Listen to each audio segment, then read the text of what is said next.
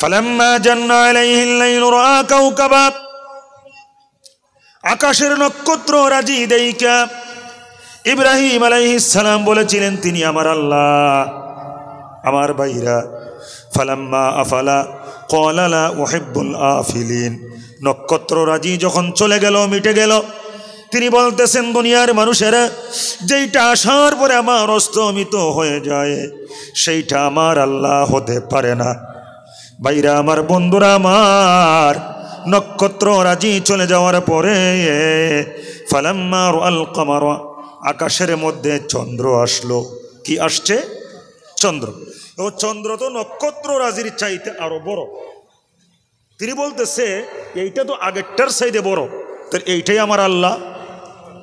বলুন, চন্দ্র কি থাকে নাকি এক সময় চলে যায়? চন্দ্র চলে গেছে। তিনি বলতেছে না, এইটাও আমার আল্লাহ হতে পারে না। আবার দেখতেছে সকাল হতে না হতেই বিশাল আরেকটা এসে হাজির।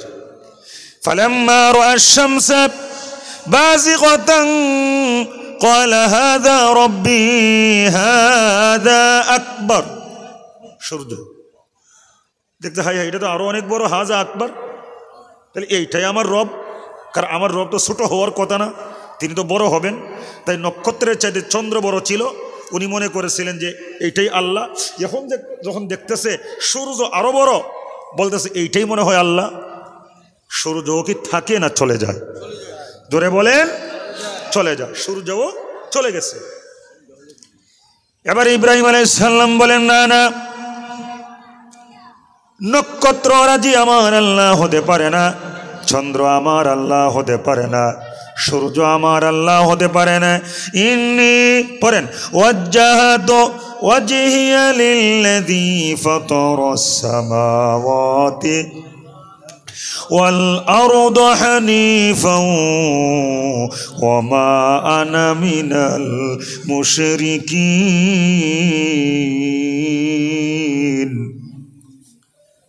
আল্লাহর খলিল, মুসলমানদের জাতির পিতা ইব্রাহিম আলাইহিস সালাম বলতেছেন, না না, আমি ওই আল্লাহর দিকে মুতাওয়াজ্জহ হলাম, মনোনিবেশ করলাম যে আল্লাহ রব্বুল আলামিন আসমান জমিন সহ গোটা বিশ্বভুবনকে সৃষ্টি করেছেন। ভাইরা আমার, বন্ধুরা আমার, তিনি বলতেছেন ওয়া মা আনা মিনাল মুশরিকিন, আমি মুশরিকদের অন্তর্ভুক্ত নই। এই জায়গার মধ্যে একটা জিনিস বোঝার বিষয়, ইব্রাহিম আলাইহিস সালাম বলছেন আমি মুশরিকদের অন্তর্ভুক্ত নই। আমাদের সমাজের মধ্যে এমন কিছু মুসলিম আছে যারা জেনে না জেনে, বুঝে না বুঝে আমার ভাইরা আমার আল্লাহর সাথে শরিক করে। আছে না নাই? জোরে করে নাউজুবিল্লাহ, আছে না নাই? আচ্ছা বলেন না, গোটা বিশ্বভুবনের মধ্যে আমার আল্লাহর সাথে কাউকেও শরিক করা যাবে কি? আর একটু জোরে বলেন, যাবে কি? আল্লাহর সমান কি কেউ আছে? আল্লাহ নিজেই বলতেছে নাই। আল্লাহ নিজেই বলতেছেন নাই। সূরা ইখলাস তার প্রমাণ। পারেন না সূরা ইখলাস? কোন সূরা? সূরা ইখলাস কোন সূরা? আলহামদুলিল্লাহ রাব্বিল আলামিন কোন সূরা? সবাই চিনলে বলেন কোন সূরা? কুল হুয়াল্লাহু আহাদ আল্লাহুস সামাদ। পড়েন, লাম ইয়ালিদ ওয়া লাম ইউলাদ ওয়া লাম ইয়াকুন লাহু কুফুয়ান আহাদ। ভাইরা আমার, বন্ধুরা আমার, আল্লাহ রব্বুল আলামিন বলে, হে নবী, আপনি দুনিয়ার মানুষদেরকে জানিয়ে দিন আমি আল্লাহ রব্বুল আলামিন এক এবং একক, আল্লাহুস সামাদ। আল্লাহ রব্বুল আলামিন কারো মুখাপেক্ষী না। লাম ইয়ালিদ ওয়া লাম ইউলাদ, আল্লাহ রব্বুল আলামিন কাউরেও জন্ম দেয় নাই। আমার আল্লাহ রব্বুল আলামিন কেউ জন্ম দেয় নাই। আল্লাহও কাউরে জন্ম দেননি এবং আল্লাহকেও কেউ জন্ম দেন নাই। এরপরে আল্লাহ বলেন ওয়ালাম ইয়াকুল্লাহু কুফুয়ান আহাদ। বিশ্বভুবনে যা কিছু আছে কোনো কিছু আমার আল্লাহর সমতুল্য এবং সমকক্ষ হতে পারে না। তাহলে যেখানে সূরা ইখলাসের মধ্যে স্পষ্ট আল্লাহ সমান কেউ নাই, সেখানে আমরা আল্লাহর সাথে আমরা কেমনে শরিক করি? যাবে কি? জোরে বলেন যাবে? এইটা যে যাবে না, এইটাও আমার আল্লাহ বলে দিয়েছেন, কোরআনে সব আছে। আজকে আমরা দুঃখের বিষয়, কোরআনের সাথে সম্পর্ক না রাখবার কারণে আমরা এগুলো বুঝতে পারি না। এই সাউন্ড আর কি বল বাইরে আমার বন্ধুরা আমার, আল্লাহ রাব্বুল আলামিন বলেন, লাউ কানা ফীহিমা আলিহাতুন ইল্লাল্লাহু লাফাসাদাতা। আল্লাহ রাব্বুল আলামিন বলেন, দুনিয়ার মানুষেরা, আসমান জমিনের মধ্যে আমি আল্লাহ রাব্বুল আলামিন ছাড়া আর কোন ইলাহ যদি থাকতো, গোটা সৃষ্টি জগতের মধ্যে ভেজাল লাইগা যাইতো। কি লাগতো? কেমনে? শোনেন, ছোট্ট একটা প্রমাণ। আমাদের অনেক এলাকার মধ্যে বড় ভাই একাধিক আছে না? বড় ভাই বুঝেন তো? বড় ভাই মানে সন্ত্রাস, চাঁদাবাজ, কালোবাজারি, ক্ষমতা লোভী, আধিপত্য বিস্তারকারী। কথা বুঝছেন? যারা মুরলগিরি করে যে এই এলাকাটা আমার কথায় চলবে, এইরকম আমার কথায় চলবে, এমন কিছু বড় ভাই আছে না নাই? যেমন আপনাদের সাতকানিয়া লোহাগাড়ায় একজন মুরল ছিল, ছিল না? আমি কইতাম না, আপনারা কোন না কি নাম? হ্যাঁ, আমি কিন্তু নাম কইতেছি না। গজবি। আমি কি নদবি গজবি কোনো কিছু বলছি? আপনারাই বলছেন নদবি, আপনারাই বলছেন গজবি। বহু আলেম ওলামারা বলে যে ওর উপরে আল্লাহর গজব নাজিল হোক। এটা বহু আলেমদের কথা। সে নাকি অনেক আলেমদেরকে এই এলাকার মধ্যে ঢুকতে দেয় নাই। এটা হের বাফের এলাকা ছিল, ব্যাপারটা এইরকম ছিল না? সে হয়তো মনে করতো এটা তার বাপ দাদার পৈতৃক সম্পত্তি, এই সাতকানিয়া লোহাগাড়া চট্টগ্রাম, যার জন্য কেউ আসতে পারবে না। এই এলাকাটা কার? আল্লাহ। চিৎকার মেরে বলেন কার? শুধু কি সাতকানিয়া লোহাগাড়া আল্লাহর? সারা বাংলাদেশ? খালি কি সারা বাংলাদেশ আল্লাহর? গোটা বিশ্ব আল্লাহর। প্রমাণ কোরআন। কোরআনে আছে, আপনি পড়েন না তাই জানেন না। বলবেন কোরআনে কোথায় আছে? দেখেন উল্টায় কোরআনুল কারীমের মধ্যে সূরা হজ। বাইরে আমার বন্ধুরা আমার, আল্লাহ রাব্বুল আলামিন বলেন,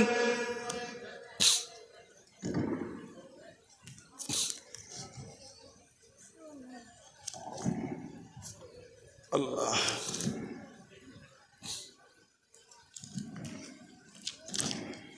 সূরা আম্বিয়া, আম্বিয়ার শেষ দিকে দেখবেন আল্লাহ রাব্বুল আলামিন বলেন, আন্নাল আরদু লিল্লাহ,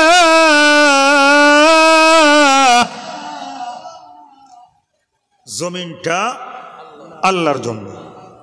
আন্নাল আরদা, নিশ্চয় জমিন, লিল্লাহ অর্থ কি? আল্লাহর জন্য। আমরা কই না লিল্লাহ লিল্লাহ, এ লিল্লাহ কি? আমরা খালি মনে করি লিল্লাহ মনে একটা ছোট্ট শব্দ। না, লিল্লাহ একটা মারাত্মক শব্দ। লিল্লাহ শব্দের অর্থ হচ্ছে আল্লাহর জন্য। তার মানে আন্নাল আরদা লিল্লাহ অর্থ কি দাঁড়ায়? জমিনটা আল্লাহর জন্য। জমিনের মালিকানা কার? আল্লাহ। বাইরে আমার বন্ধুরা আমার, সাতকানিয়া লোহাগাড়ার মালিক আল্লাহ, সারা বাংলাদেশের মালিক আল্লাহ। কেউ সাউন্ড আবার কেমন কেমন এলো কেন? এই জায়গার যেন ঠানে, সাউন্ডটা ঠিক করে দেও, এই জায়গার যেন ঠানে। বাইরে আমার বন্ধুরা আমার, সাতকানিয়া লোহাগাড়ার মালিক আল্লাহ, বাংলাদেশের মালিক আল্লাহ, গোটা বিশ্ব ভবনের মালিক হচ্ছেন আল্লাহ। আন্নাল আরদা লিল্লাহ, জমিনটা আল্লাহর জন্য। ইয়ারিসুহা ইবাদিয়াস সালিহুন, আল্লাহ রাব্বুল আলামিন এই জমিনের মালিকানা দান করেছেন তার নেককার বান্দা বান্দীদেরকে। জোরে জোরে বলেন সুবহানাল্লাহ। আল্লাহ নিজে বলছেন যারা নেককার তাদেরকে আমি মালিক হয়ে এই জমিনের উত্তরাধিকার বানাইলাম।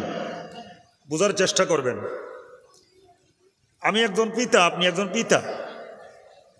আমরা যতটুকু সম্পদের মালিক হব, আমরা এই সম্পদ, আমাদের এই সম্পদের মালিকানা কারা হবে? আমাদের সন্তান সন্ততি, ঠিক না বেটি? তাহলে আমরা হচ্ছে আল্লাহর বান্দা। যারা আল্লাহর বান্দা হবে তারাই তো আল্লাহর জমিনের মালিকানা পাবে, ঠিক না বেটি? আর আল্লাহ সূরা আম্বিয়ার মধ্যে এই কথাই বলছেন, আন্নাল আরদা লিল্লাহ, জমিনের মালিক আল্লাহ, ইয়ারিসুহা, এই জমিনের মধ্যে উত্তরাধিকার বানিয়েছেন আল্লাহ পাক তাদেরকে যারা ইবাদিয়াস সালিহুন, আল্লাহ বলেন যারা আমার নেককার বান্দা। যারা কোন সুবহানাল্লাহ। কথাটাকে আমি বুঝাইতে সক্ষম হইলাম? বুঝতে পারছেন তো? তাহলে এখন বলেন, এই দেশের মধ্যে যারা ইসলামী আন্দোলনের নেতা কর্মী, বা ডাইরেক্ট বইলা ফালাইলে যারা জামাত ইসলাম করে, ছাত্র শিবির করে, তারা কি চুরি করে? এত আস্তে কেন? জোরে কন। আস্তে বললে মনে হইব কিছু দুর্বলতা আছে। যারা জামাত ইসলাম করে, শিবির করে, যারা ইসলামী আন্দোলনের সাথে আছে, তারা কি চুরি করে, ডাকাতি করে, জিনা ব্যভিচার করে, জোর করে ক্ষমতা দখল করে, দিনের ভোটের আয়োজন রাইতে করে, মানুষকে মারধর করে, মানুষের আয়না ঘরে ঢুকায়, মানুষের বাড়ি ঘর দখল করে, মানুষকে মিথ্যা মামলা হামলা করে, মানুষে ফাঁসি দেয়? একটাও করে না। তাইলে চুরি করা খারাপ কাজ, জামাত শিবিরের লোকেরা করে না। জিনা ব্যভিচার করা খারাপ কাজ, জামাত শিবিরের লোকেরা এই কাজ করে না। তারপরে মনে করেন অন্যায় কাজ জামাত শিবিরের লোকেরা করে না। এগুলো 16-17 বছর কাদেরকে আমরা করতে দেখেছিলাম? ওই বুবুজান। বুবুজান চিনেন তো? শুনতেন এক সময়, বুবুজান বুবুজান আপনি 12 ছইলা যান, শুনছেন এক সময়? বুবু তখন ভারতেই আছে, ভারতে। দেখেন আমরা ফাউ ফাউ পীর খুঁজি, পীরের কাছে যাই, ঠিক না? অথচ কারা সত্যিকারের পীর আমরা জানি না। শহীদ আল্লামা দিলওয়ার হোসেন সাঈদী রহিমাহুল্লাহ কত বছর আগে বলে গিয়েছিলেন, এমন একটা সময় আসবে ওরা পালানোর জন্য ইঁদুরের গর্ত ও খুঁজে পাবে না। আজকে কি সেই দিন আসছে? আজকে ওরা কোথায়?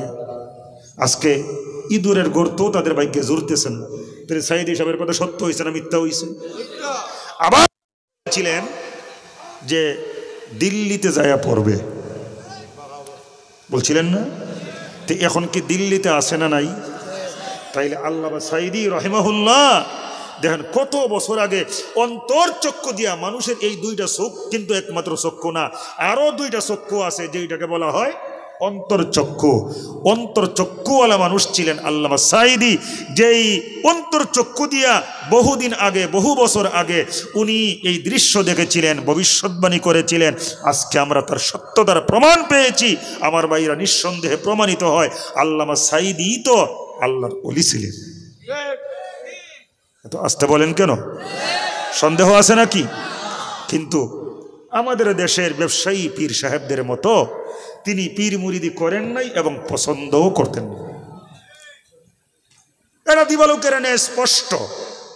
তিনি যদি পীর মুরিদিকে সমর্থন করতেন এবং তিনি যদি এই পথে হাঁটতেন, আমার মনে হয় আল্লামা সাঈদীর মুরিদের সংখ্যা এই বাংলাদেশে সবচাইতে বেশি থাকতো, ঠিক না বেটি? ভাইরা আমার, বন্ধুরা আমার, আল্লামা সাঈদী রহিমাহুল্লাহকে শহীদ করা হয়েছে ঠান্ডা মাথায়, ঠিক না বেটি? ঠান্ডা মাথায় শহীদ করা হয়েছে। ভাইরা আমার, বন্ধুরা আমার, কারাগার থেকে বের করা হয়েছিল মিথ্যা কথা বলে, মুক্তির কথা বলে। হয়তো আপনারা অনেকেই জানেন না। আমার বন্ধুগণ, মুক্তির কথা বলে বের করে এনে ডাক্তার রুফি ছাত্রলীগ গুন্ডা দিয়া ইঞ্জেকশন মারিয়া আল্লামা সাঈদীকে আমার ভাইরা শাহাদাতের দিকে ঠেলে দেওয়া হয়েছিল। কিন্তু বিজয়ী হয়েছেন আল্লামা সাঈদী আর পরাজিত হয়েছে এই অপশক্তি। কারণ উনাকে যে শাহাদাতের দিকে ঠেলে দেওয়া হয়েছে, উনি তো সারা জীবন এই শাহাদাতের দোয়াটাই করেছেন, ঠিক না বেটি? প্রত্যেকটা মাহফিলে তিনি এই দোয়াই করেছেন, আল্লাহুম্মা রযুকনা শাহাদাতান ফি সাবিলিক ওয়াজআল মাউতি ফি বালাদি রাসূলিক। হে আল্লাহ, তোমার নবীর দেশের মধ্যে আমারে মরণ দিও, রব্বুল আলামিন শাহাদাতের মরণ দিয়া তুমি আমারে ধন্য করে দিও।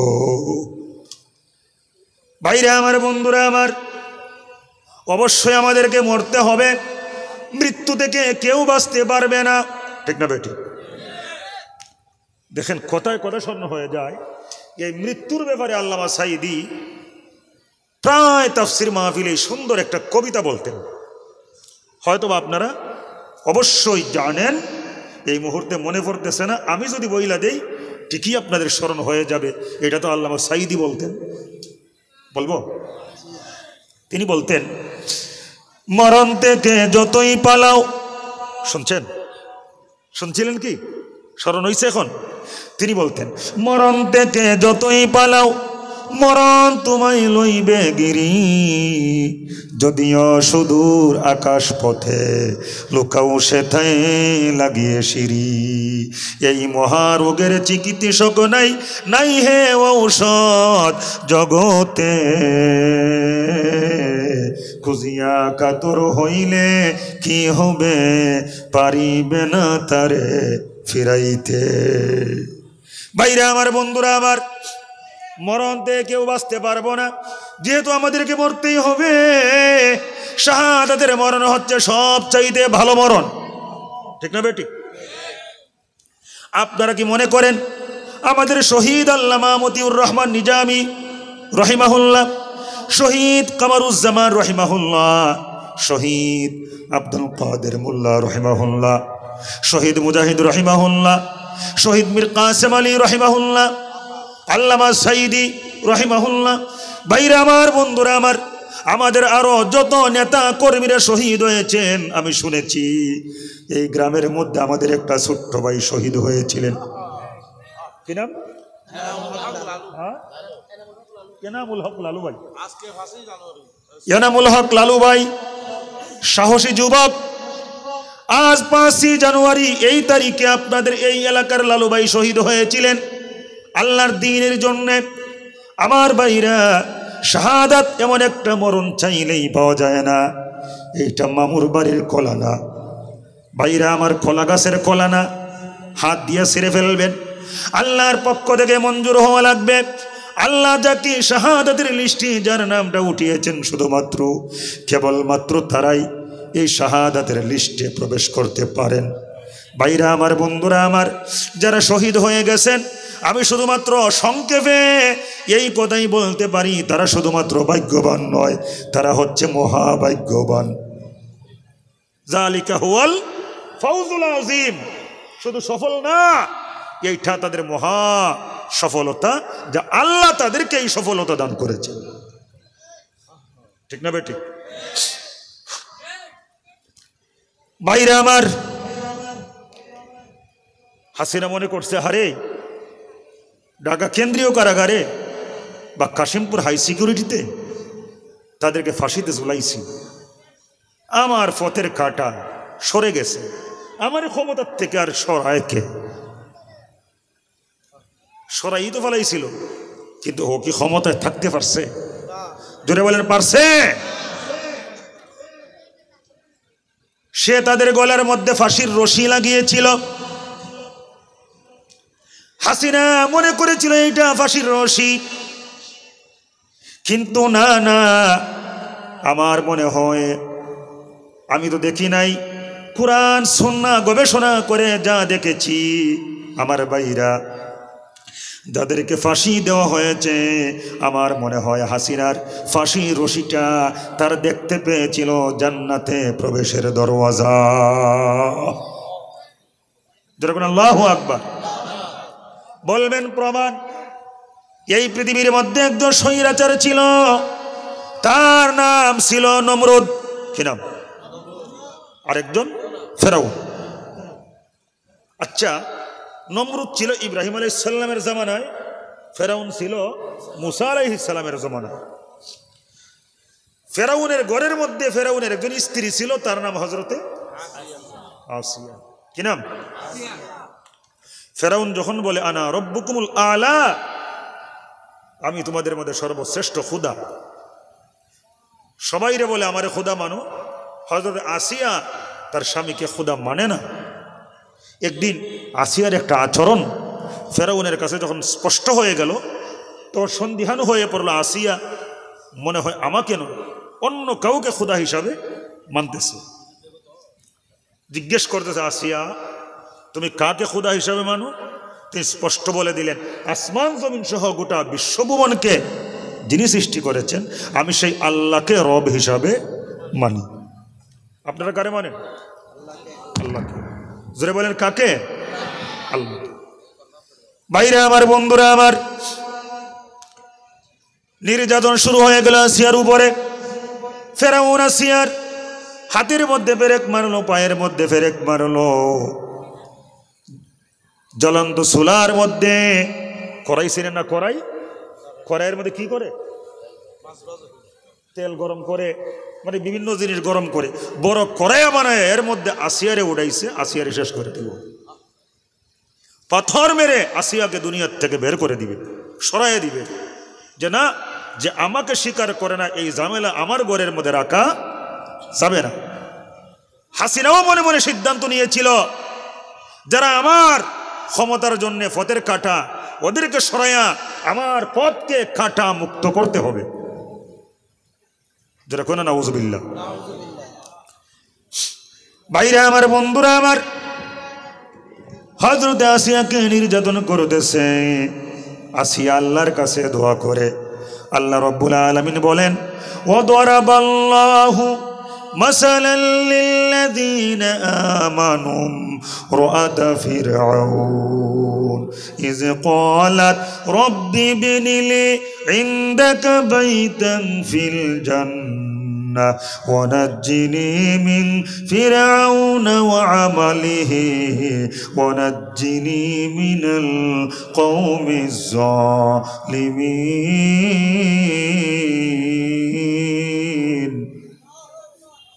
আল্লাহ রাব্বুল আলামিন বলে, স্মরণ করো ওই সময়ের কথা যেই সময় আসিয়া মহান আল্লাহর কাছে দোয়া করেছিলেন, আয় আল্লাহ, তোমাকে রব হিসাবে স্বীকৃতি দেওয়ার কারণে আমার স্বামী পাপিষ্ঠ স্বৈরাচার ফেরাউন আমার উপরে ক্ষিপ্ত হয়ে গেছে, আমারে ঝামেলা মনে করে সরাইয়া দিবারে চায়, কিছুক্ষণের মধ্যে আমি শহীদ হয়ে যাব।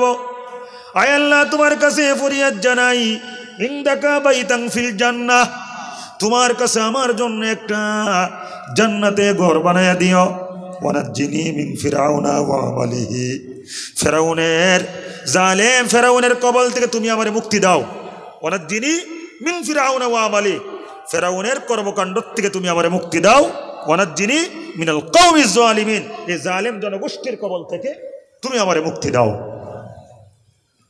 ইনদাকা বাইতান ফিল জান্নাহ, তোমার কাছে আমার জন্য একটা ঘর বানায়া দাও। যখন এই কথাটা বলল, মুফাসসিরিনে কেরামগণ এর ব্যাখ্যায় লেখেন, সাথে সাথে হযরত আসিয়ার নাকের ভিতরে জান্নাতের ঘ্রাণ ঢুকিয়ে দিয়েছে। ধরে কোন আল্লাহু আকবার। ক্ষমতা কার হাতে? আসিয়া চাইছিল, আল্লাহ তুমি আমার জন্য তোমার কাছে জান্নাতে একটা ঘর বানাও, আর আল্লাহ কি করলেন? আসিয়ার নাকের ভিতরে জান্নাতের ঘ্রাণ ঢুকিয়ে দিয়েছে। এই জান্নাতের ঘ্রাণ পেতে পেতে দুনিয়ার থেকে চলে গেছে। পাপিষ্ঠ স্বৈরাচার ফেরাউনের নির্যাতনের কথা হযরত আসিয়ার অনুভব করার সময়ই হয় নাই। দেখুন আল্লাহু আকবার।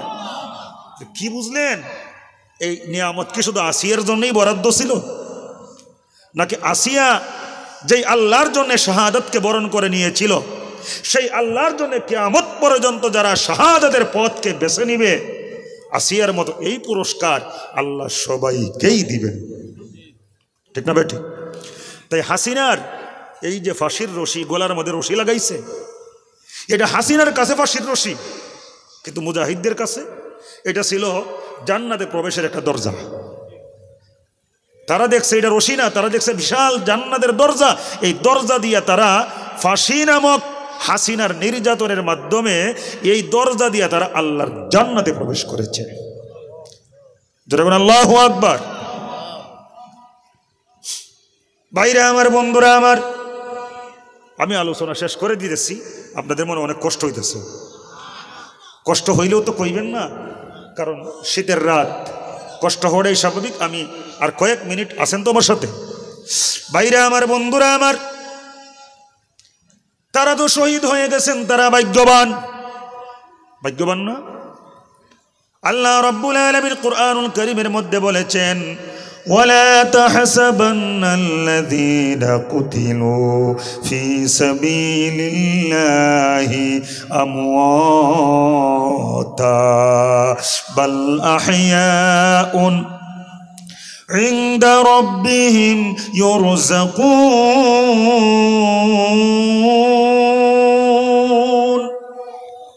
তোমরা যারা আল্লাহর রাস্তা জীবন দেয় তাদেরকে মৃত বলো না, বরং তারা জীবিত। এই আয়াত যখন নাজিল হইল, মুসলিম শরীফের হাদিস, হযরতে মাসরুক বলেন, আন মাসরুকিন ক্বালা সাআলনা আব্দুল্লাহ আন হাযিহিল আয়াহ ওয়ালা তাহসাবান্নাল্লাযীনা কুতিলু ফী সাবিলিল্লাহি আমওয়াতা বাল আহইয়াউন ইনদা রাব্বিহিম ইউরযাকুন। মাসরুক বলে, আব্দুল্লাহ ইবনে মাসউদের কাছে গেলাম, যাই বললাম এই আয়াত যে নাজিল হইল এর ব্যাখ্যাটা কি? হযরত আব্দুল্লাহ ইবনে মাসউদ বলেন, এর ব্যাখ্যা, ক্বালা সাআলতু, আমি জিজ্ঞেস করেছিলাম মুহাম্মদুর রাসূলুল্লাহ সাল্লাল্লাহু আলাইহি ওয়াসাল্লামকে। তখন নবীজি বলছেন, ফি জাওফি তায়রিন খুদরিল্লাহা কানাদিলুম মুআল্লাকাতুম বিল আরশ। যারা আল্লাহর রাস্তায়, আল্লাহর জমিনে আল্লাহর দ্বীন কায়েমের জন্য জিহাদ করে যারা আল্লাহর রাস্তায় শহীদ হয়ে যায়, ওই শহীদদের আত্মা আল্লাহ রাব্বুল আলামিন জাওফি তায়রিন, সবুজ পাখির ভিতরে ঢুকিয়ে দেন। সুবহানাল্লাহ কোন না? কিসের মধ্যে ঢুকান? সবুজ পাখির ভিতরে। ফি জাওফি তায়রিন খুদরিল্লাহা কানাদিলু মুআল্লাকাতুম বিল আরশ। আল্লাহ রাব্বুল আলামিন আরশ আজিমের মধ্যে একটা ঝুলন্ত বাসা বানায়া দেন। আমার লোহাগারের ভাইরা আওয়াজ করে বলুন না, আল্লাহ রাব্বুল আলামিন কোথায় আছেন? আপনারা কি বলতে পারেন? বলতে পারেন আল্লাহ কোথায় আছে? বলেন তো, আল্লাহ কোথায় আছে? হ্যাঁ, সবখানে। আল্লাহ কোথায় আছে? সবখানে। আল্লাহ বলছেন, ফাইনামা তুওয়াল্লু ফাসাম্মা ওয়াজহুল্লাহ। তুমি যেদিকেই তাকাবে সেদিকেই আমি আল্লাহ আছি। সব দিকে আমি আল্লাহ, মানে সব কিছুর মালিক আমি আল্লাহ। তো আল্লাহ যে কোথায় আছেন এইটাও কিন্তু কোরআনে আছে। ভাইরা আমার, বন্ধুরা আমার, আল্লাহ রাব্বুল আলামিন বলেন, আর রাহমানু আলাল আরশি ইস্তাওয়া। আল্লাহ রাব্বুল আলামিন বলে, আমি আরশের মধ্যে আছি। কোথায় আছে? আরশে। দেখেন মজার বিষয়, আল্লাহ আছেন যেই আরশে, সেই আরশের মধ্যে মুআল্লাকাতুম বিল আরশ, একটা বাসা বানায় আরশের সাথে আল্লাহ ঝুলায় রাখছেন। সুবহানাল্লাহ কোন না? আল্লাহ আছেন আরশে, আল্লাহর ঠিকানা আরশে, আর ওই আরশের মধ্যে ঝুলন্ত একটা বাসা, আর ওই বাসার ভিতরে বসবাস করে কিছু সবুজ পাখি। যেই সবুজ পাখির ভিতরে যারা আল্লাহর রাস্তায় শহীদ হয়েছে, ওই শহীদদের আত্মা। আল্লাহু আকবার। আপনারা এখনো বুঝতে পারেন নাই? যারা আল্লাহর জমিনে আল্লাহর দ্বীন কায়েম করবার জন্য শহীদ হয়েছেন, তাদের আত্মা আল্লাহ ঢুকাইছে সবুজ পাখির ভিতরে, আর সবুজ পাখিরে বসবাস করবার জন্য একটা বাসা বানাইয়া দিছে। এই বাসার মধ্যে সবুজ পাখি বসবাস করে, আর এই বাসাটা আরশের সাথে ঝুলাইয়া রাখছে, আর আরশের উপরে আমার আল্লাহ আছেন। যারা কোন সুবহানাল্লাহ। তাহলে শহীদরা কোথায় আছেন? আল্লাহর কাছে আছেন। চিৎকার মেরে বলেন, কোথায় আছেন? আল্লাহর কাছে আছেন। ভাইরা আমার, বন্ধুরা আমার, সারাদিন শহীদের আত্মা সম্বলিত সবুজ পাখিরা জান্নাতের মধ্যে ঘোরাফেরা করে। সুবহানাল্লাহ কোন না? সারাদিন কোথায় ঘোরাফেরা করে? জান্নাতে।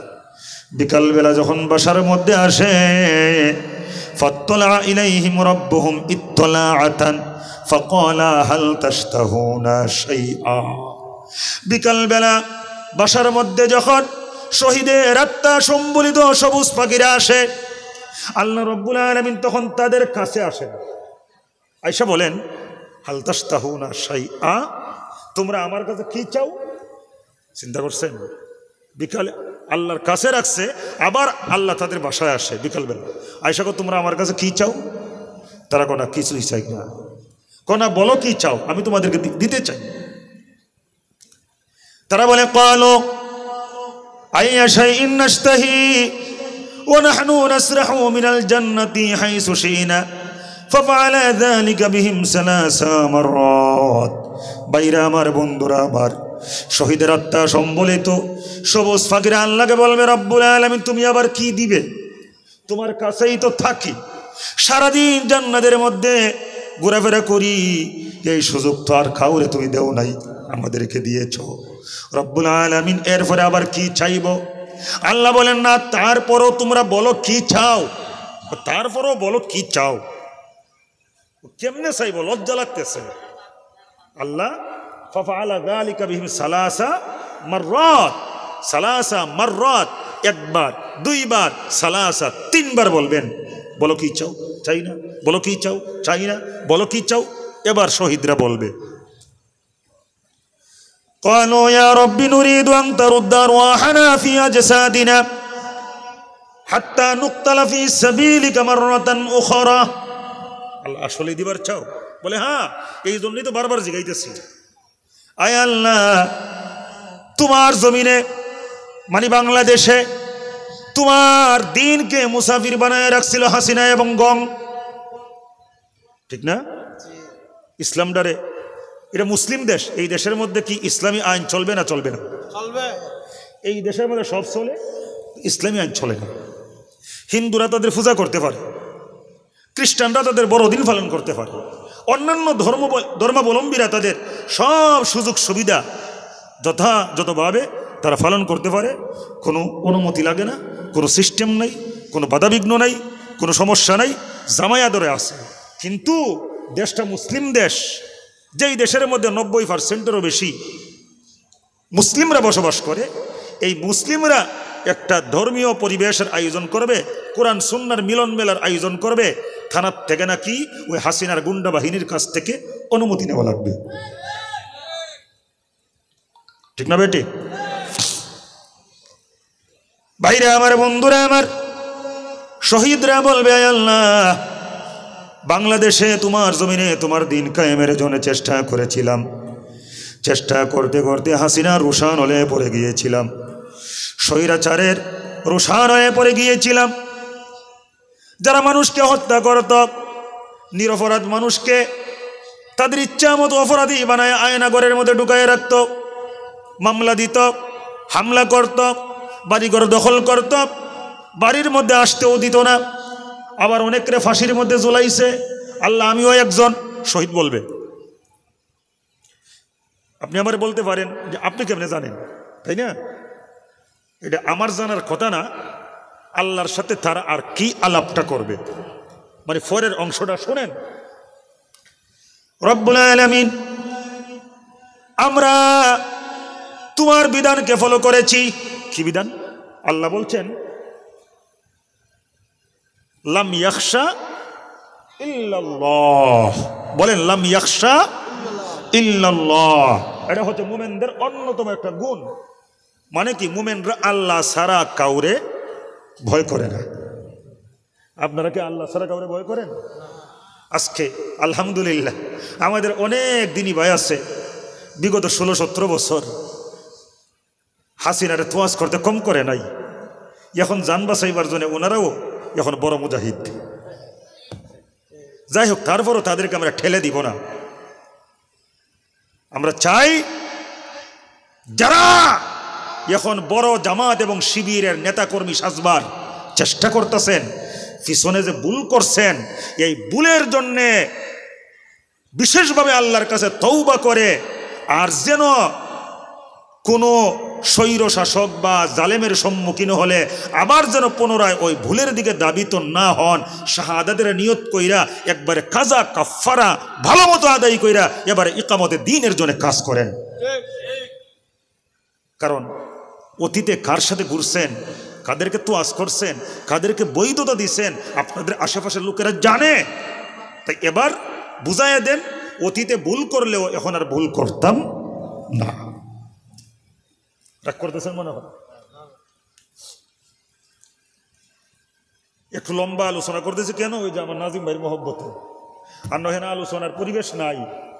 আমি জানি আপনারাও বুঝেন, ভাবলাম কষ্ট করে যেহেতু আইসি আর আমারও ঠান্ডা মান্ডালাইক অবস্থা খারাপ, লম্বা লম্বা জার্নি, বয়ানের কষ্ট না কিন্তু জার্নিটা খুব মারাত্মক কষ্ট। আর আমাদের ভাইরাল যারা, ভাইরালরা আলহামদুলিল্লাহ ওনাদের তো কোনো সমস্যা নাই, 80,000 1 লাখ কন্ট্যাক্ট, তারপরে আগে নিয়েই তারপরে আসে, চিন্তার কোনো কারণ নাই। আপনি দিবেন না ওই কাম ওনারা করে না, আগে নিয়েই তারপরে আসে। তো দেখা যায় ওনারা সিস্টেম মতো এক এলাকার মধ্যে 4-5টা সেটিং করে, আর আমরা কষ্ট করতে হয়। কালকেও ছিলাম গাইবান্ধা, তার আগের দিন ছিলাম আপনাদের সাতকানিয়া, এই জায়গাতে গাইবান্ধা গেছি, সেখান থেকে আবার এই জায়গাতে আইছি। তাহলে বুঝেন কত লম্বা লম্বা জার্নি, জানে কত কুলায়। কন্ট্যাক্ট আমরাও করতে পারি কিন্তু করি না, বুকটা কাফে। দিনই কাজের মধ্যে কন্ট্যাক্ট কেন করব? আর